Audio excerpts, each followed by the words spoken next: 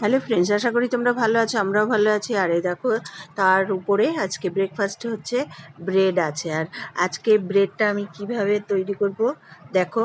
প্রথমে একটু বাটার মাখিয়ে পাউরুটিগুলো আগে সেঁকে নিলাম একটু হালকা হালকা করে।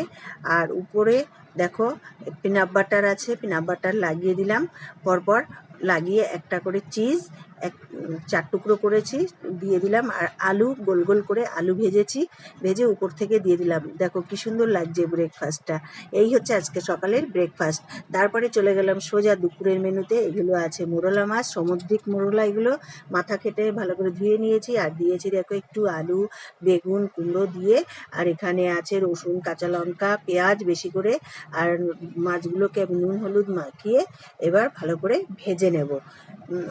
কড়াইতে তেল দিয়ে দেবো, দিয়ে এবার এই মাছ তো বেশি ভাজে না, এই জন্য অল্প করে একটু তেল দেবো, এই অল্প করেই আর কি ভেজে ভেজে তুলে রাখবো।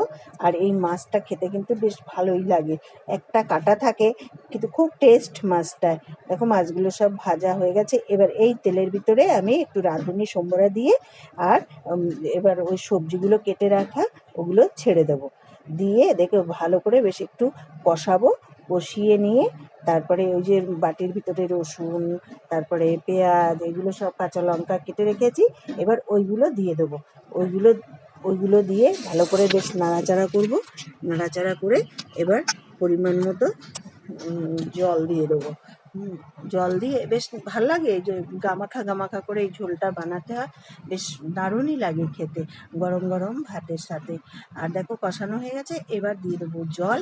তারপরে দেবো আবার একটু নুন হলুদ লঙ্কার গুঁড়ো দেবো, দিয়ে এবার জল ঢেলে দেবো। আর একদম সিম্পলভাবে মশলা ছাড়াই আমি দেখো রান্না করছি, আর কত সুন্দর লাগছে দেখতে।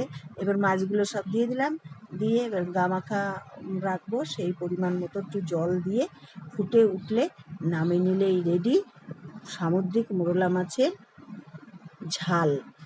আর যদি আমার চ্যানেলটা তোমাদের ভালো লেগে থাকে, অবশ্যই আমাকে একটা লাইক, শেয়ার, কমেন্ট ও সাবস্ক্রাইব করে দিও প্লিজ বন্ধুরা। আজকের মতো রাখি, থ্যাংক ইউ।